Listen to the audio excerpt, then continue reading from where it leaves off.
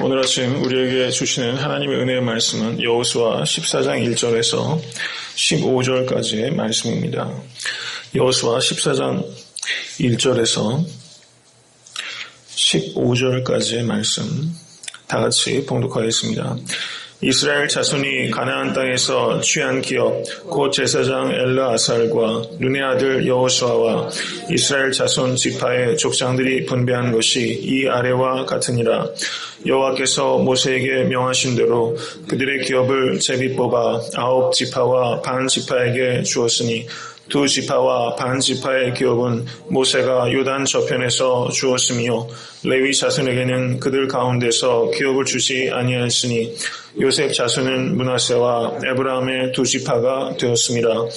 이 땅에서 레위 사람에게 아무 분깃도 주지 아니하고 오직 거할 성읍들과 가축과 재물을 둘만 줄 뿐으로 이스라엘 자손이 여호와께서 모세에게 명하신 것과 같이 행하여 그 땅을 나누었더라. 때에 유다 자손이 길갈에 있는 여호수아에게 나아오고 그니스 사람 여분네 아들 갈렙이 여호수아에게 말하되 여호와께서 가데스 바네아에서 나와 당신에게 대하여 하나님의 사람 모세에게 이르신 일을 당신이 아시는 바라.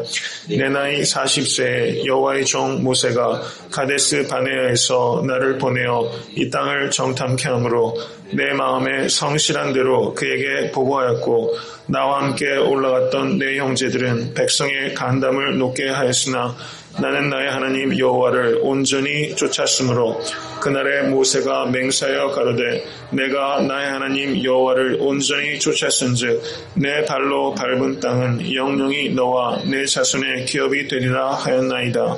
이제 보소서 여호와께서 이 말씀을 모세에게 이르신 때로부터 이스라엘이 광야에 행한 이 45년 동안을 여호와께서 말씀하신 대로 나를 생존케 하셨나이다. 오늘날 내가 85세로 돼 모세가 나를 보내던 날과 같이 오늘날 오히려 강건하니 나의 힘이 그때나 이제나 일반이라 싸움에나 출입에 감당할 수 있사온즉 그날에 여호와께서 말씀하신 이 산지를 내게 주소서. 당신도 그날에 들으셨거니와 그곳에는 아낙 자손이 있고 그 성읍들은 크고 견고할지라도 여호와께서 혹시 나와 함께 하시면 내가 필경 여호와의 말씀하신 대로 그들을 쫓아내리이다. 여호수아가 여분네 아들 갈렙을 위하여 축복하고 헤브론을 그에게 주어 기업을 삼게 하며 헤브론이 그니스 사람 여분네 아들 갈렙의 기업이 되어 오늘날까지 이르렀으니 이는 그가 이스라엘의 하나님 여호와를 온전히 쫓았음이며 헤브론의 옛 이름은 기리앗 아르바라. 아르바는 아낙 사람 가운데 가장 큰 사람이었더라. 그 땅에 전쟁이 그쳤더라. 아멘. 하나님의 말씀입니다. 민수기 13장을 보시면 이제 하나님의 여호와의 종 모세가 정탐을 보냈는데 그 중에서 오직 갈렙과 여호수아만 다른 모든 사람들이 우리는 스스로 보기에도 메뚜기 같다. 그들의 보기에도 그와 같을 것이다. 이렇게 비하를 하고 눈에 보이는 것에만 사로잡혀서 저들이 오히려 하나님을 원망했을 때 오직 갈렙과 여호수아만 옷을 찢고 크게 소리질러 저들이 앞에 우리가 메뚜기가 아니라 그들이 우리의 밥이다. 이렇게 믿음을 고백했던 것을 다 아실 것입니다. 그때 민수기 14장 24절에 하나님께서 오직 내 종 갈렙은 그 마음이 그들과 달라서 나를 온전히 쫓았은즉 그의 갔던 땅으로 내가 그를 인도하여 드리리니 그 자손이 그 땅을 차지하리라. 이렇게 약속하셨던 것입니다. 그때가 갈렙의 나이가 40세입니다. 이제 그리고 가나안 땅을 정복해서 갈렙이 여호수아에게 이 약속을 가지고 나와서 땅을 요청할 때가 85세입니다. 이 45년 동안 갈렙은 침묵하고 있었던 것입니다. 침묵이 길었던 사람입니다. 갈렙은 2인자로서 자신에게 주어진 소명에 대해서 감사하며 묵묵히 그 일을 감당했던 사람입니다. 여호수아와 갈렙, 속이 좁은 사람이면 굉장히 비교를 하면서 왜 두 사람이 다 믿음으로 고백했는데 여호수아만 모세의 후계자가 되고 자신은 2인자로 밀려났는가 이것에 대해서 비교하고 또 자책하면서 세월을 낭비할 수도 있었을 것입니다. 그렇지만은 갈렙은 전혀 그렇게 비교의식을 통해서 자책하는 사람이 아니라 자기에게 주어진 책임의식을 가지고 묵묵하게 자신의 일을 감당했던 사람이라는 것을 알 수가 있습니다. 그림자처럼 공동체의 필요를 채우면서 침묵할 수 있었던 사람. 어떤 의미에서는 이 갈렙이 더 돋보이는 면이 있다고 생각이 됩니다. 이제 14장 6절 이하를 보시면 여분네 아들 갈렙이 여호수아에게 말하되 여호와께서 가데스 바네아에서 나와 당신에게 대하여 하나님의 사람 모세에게 이르신 일을 당신이 아시는 바라. 이렇게 말하면서 이 갈렙이 매우 겸손하게 자신의 오랜 벗, 그렇지만 이스라엘의 지도자인 여호수아에게 자신의 필요를 간청을 간절히 아뢰고 있습니다.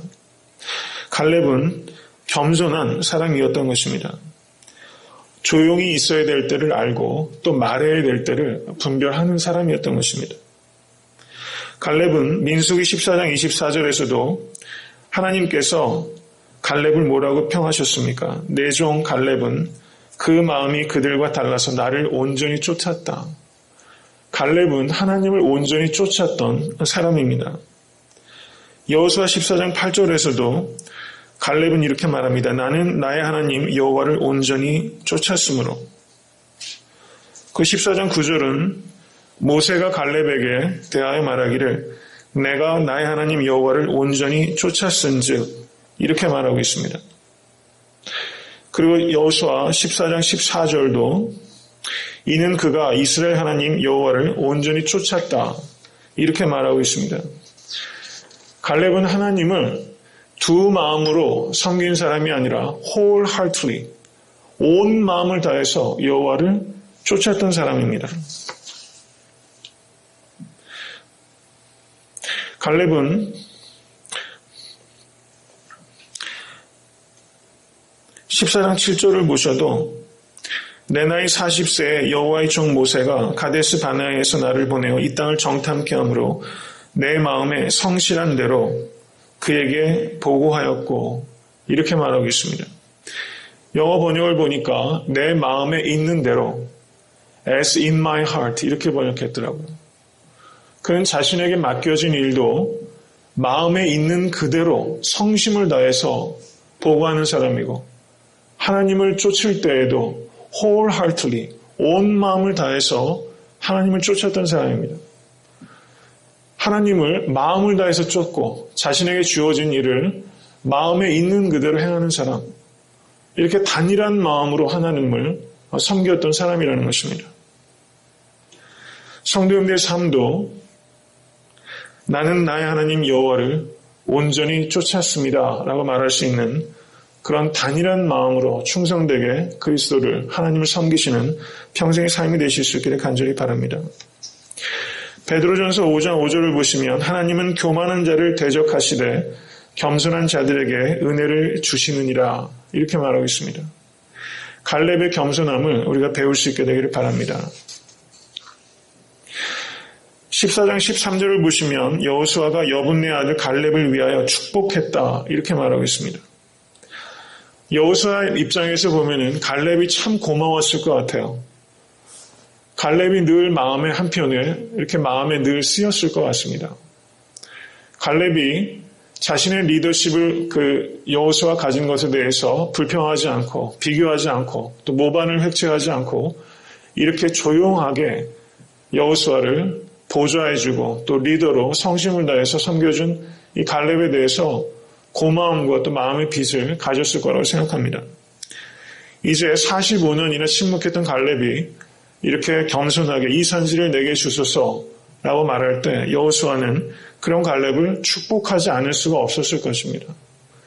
정말 축복하지 않을 수가 없는 그런 삶을 우리가 살아갈 수 있게 되기를 바랍니다. 여호수아는 갈렙은 이렇게 겸손했지만 그는 한편으로는 대단히 강건한 사람이었습니다. 14장 11절을 보시기 바랍니다.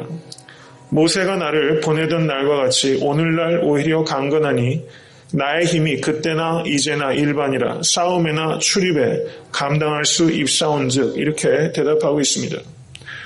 그는 45년이 시간이 지나서 이제 85세라는 노인이지만 그때나 지금이나 오히려 지금이 더 강건하다 말하고 여호수아 15장에서는 실제로 전쟁에 임해서 그 땅을 빼앗게 됩니다. 갈렙의 건강의 비밀이 어디에 있다고 생각하십니까?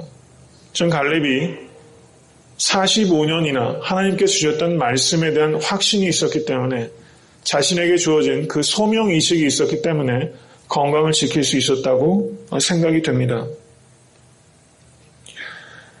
얼마나 자기관리를 철저히 하는 사람입니까? 소명이 있기 때문에 자신의 몸도 이렇게 늘 관리하면서 건강을 지킬 수 있었던 것이죠.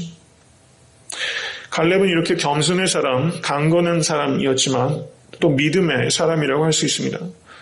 14장 10절을 보시면 이 45년 동안을 여호와께서 말씀하신 대로 나를 생존케 하셨나이다. 14장 12절에서도 여호와의 말씀하신 대로 그들을 쫓아내리이다. 이렇게 말하면서 갈렙은 철저하게 하나님의 말씀을 신뢰했던 사람입니다.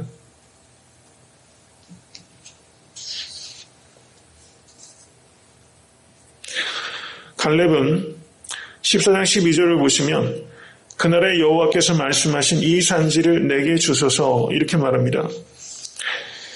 이제 여호수아와 제사장과 이스라엘 지파들이 제비를 뽑아서 땅을 분배합니다. 그런데 갈렙이 나서서 이 산지를 내게 주소서라고 말하는데 이 헤브론 산지는 가장 정복하기 어려운 땅입니다. 험한 산지입니다. 갈렙은 가장 어려운 땅을 내게 달라라고 말하고 있는 것입니다. 가장 힘든 일을 내가 하겠습니다. 가장 힘든 곳에 내가 가겠습니다. 이렇게 말하고 있다는 것입니다. 자신에게 가장 좋은 것, 가장 편한 일을 맡겨달라고 말하지 않고 이제 85세나 된 노인이 겸손하게 말하면서 나에게 가장 힘든 사명, 가장 힘든 사명지 그 일을 내가 하고 그곳에 내가 가겠습니다. 이렇게 말하고 있다는 것이죠. 이 얼마나 훌륭한 태도입니까? 우리에게도 이 산지가 있습니다. 헤브론 산지와 같이 가장 힘든 일, 가장 가기 어려운 곳이 있습니다. 항상 역사는 그 일을 자원하고 또 자원해서 가는 사람을 통해서 개척을 되는 것입니다. 찰스 스윈돌 목사님을 아시리라고 생각됩니다. 이 목사님께서 이렇게 이야기를 했습니다. 사람에게 가장 중요한 것은 태도이다. 사람의 90%는 태도가 결정한다. 이렇게 말하고 있습니다. 갈렙은 나이가 85세지만 갈렙은 청년의 정신을 가지고 있었습니다. 이 산지를 내게 주소서. 필경 여호와의 말씀하신 대로 그들을 쫓아내리이다. 이것이야말로 청년의 정신이라고 생각이 됩니다. 겸손한 사람, 강건한 사람, 그 믿음의 사람, 하나님께서 이런 사람을 통해서 지경을 확장하시는 것입니다. KFC를 만들었던 분의 일화를 알고 계십니까? 제가 오늘 설교를 준비하면서 그분의 일생을 이렇게 간단히 볼 수 있는 기회가 있었습니다. 그런데 KFC를 시작할 때 이런 에피소드가 있었다고 합니다. KFC를 창립했던 분이 65세에 그 비즈니스를 시작했다는 것입니다. 지금은 65세면 노인이라고 할 수 없는 나이죠. 그런데 1950년에 65세면 그 당시에는 굉장히 나이 많게 느껴지는 그런 시절입니다. 켄터키주에서 65세가 되던 해에 새로운 인생을 결단했던 것입니다. 그때 이 KFC 창업주의 주머니에 105불이 있었다는 것입니다. 그리고 고물 자동차 한 대가 그 사람의 전부였다는 것입니다. 근데 그분이 잘할 수 있는 것은 오직 닭 요리를 맛있게 하는 것 한 가지밖에 없었습니다. 그래서 흰색 정장 양복을 입고 닭고기 레시피와 양념통을 들고서 이 집 저 집 식당을 찾아다닙니다. 그리고 자신의 레시피를 채택해서 요리를 할 때마다 자신에게 5센트씩만 달라고 요청을 합니다. 그래서 찾아다닌 식당이 무려 몇 개냐면 1008개의 식당을 찾아다녔다는 거예요. 65세 할아버지가 배꼽을 들고 레시피 들고 모두 거절을 당합니다. 그런데 1009번째 식당을 방문했을 때 그 레시피대로 음식을 하십시오. 그리고 5센트씩 주겠다고 조건을 맺어서 계약을 맺어서 이제 비즈니스 시작하게 됩니다. 2년 동안 그 일을 했을 때 5개의 식당이 더 늘게 되고 1963년 11년 만에 식당이 600곳이 되었다는 것입니다. 그리고 그것이 켄터키 프라이드 치킨 KFC가 된 것이죠. 이 KFC를 창설한 사람은 이름이 샌더스입니다. 군에 있을 때 이등병 출신이었지만 켄터키주에서는 65세 때 배고프를 들고서 이 비즈니스 시작해가지고 이렇게 놀랍게 비즈니스 확장한 이 사람의 그 정신을 기려서 이 사람을 커널 샌더스 대령이라고 이렇게 명예를 수여하기에 이르게 됩니다. 이 사람의 원래 이름은 할랜드 샌더스라고 합니다. 그리고 그 사람은 전 세계적으로 존경을 받는 기업가가 되고 1980년에는 14,000개 정도의 매장을 이끌고 8억 4천만 달러 정도의 자산을 이끄는 큰 기업으로 성장시키게 됩니다. 그리고 90세에 세상을 떠나게 됩니다. 그런데 이 사람은 단지 이렇게 65세에 늦게 비즈니스를 시작해서 90세까지 왕성하게 기업을 경영한 그 이면에 또 신앙의 큰 일가를 이루었습니다. 이분은 청장년 시절에는 대단히 교만한 사람이었다고 합니다. 그리고 미국의 경제 불황을 겪으면서 사업이 위축되고 경영했던 식당도 화재로 전소돼서 깊은 절망에 빠지게 됐다고 합니다. 그래서 아들마저 세상을 떠나고 그리고 아내는 그의 곁을 떠나버립니다. 그리고 정신적인 공황을 겪게 됩니다. 그리고 환갑이 넘어서 사회보장기금으로 이제 살아가는 그런 처지가 되었습니다. 근데 어느 날 예배당 앞에서 한 여인의 찬송 소리를 듣게 됩니다. 너 근심 걱정 말아라. 주 너를 지키리. 주 날개 밑에 거하라. 주 너를 지키리. 이 찬송 소리를 들으면서 하염없이 회개의 눈물을 흘렸다는 것입니다. 그리고 그것이 계기가 되어서 65세 때 이 사람이 105불을 들고서 새로운 사업을 시작할 수 있는 반전의 기회가 됐다는 것이죠.